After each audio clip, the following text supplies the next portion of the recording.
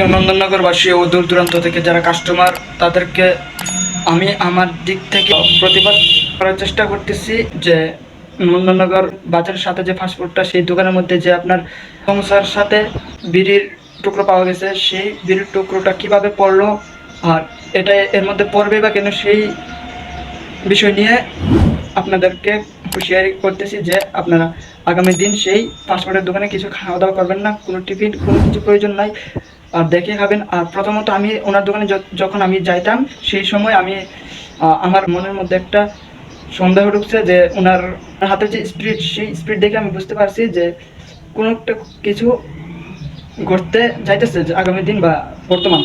কিন্তু এখন যে প্রমাণ পেলাম যে সমস্যার সাথে বিড়ির টুকরো, আর উনি যখন একটু অবসর হয়, একটু ফ্রি হয়, সেই সময় দেখি স্মোক করে উনি। সেই জন্য আপনাদেরকে বিনীত অনুরোধ, আপনারা খাবেন না ওনার দোকানে। আর আপনারা যার যার দিক থেকে আপনারা ওনাকে বয়কট করুন। খাবার মধ্যে কেন এগুলো পড়বে, এগুলো পড়ার কোনো কথাই না। কেন বা স্মোক করবে, এটাও করতে পারবে না, কারণ যখন কাস্টমারকে খাবার দেয় তখন এটা করা ওনার রাইট নাই।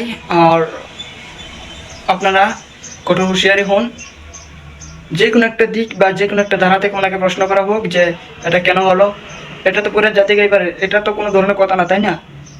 তো প্রিয় দর্শক, সবাইকে আমি আমার জায়গা থেকে আপনাদেরকে আবারও বলতেছি, আপনারা ওনাকে বয়কট করুন। নন্দননগরবাসীদেরকেও বলছি, কারণ আগামী তো এরকম থাকতে পারে।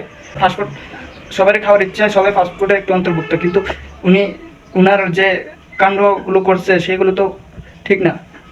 স্মোক করা মানে একটা বিড়ি টুকরো পাওয়া মানে অনেক বিষয়, অনেক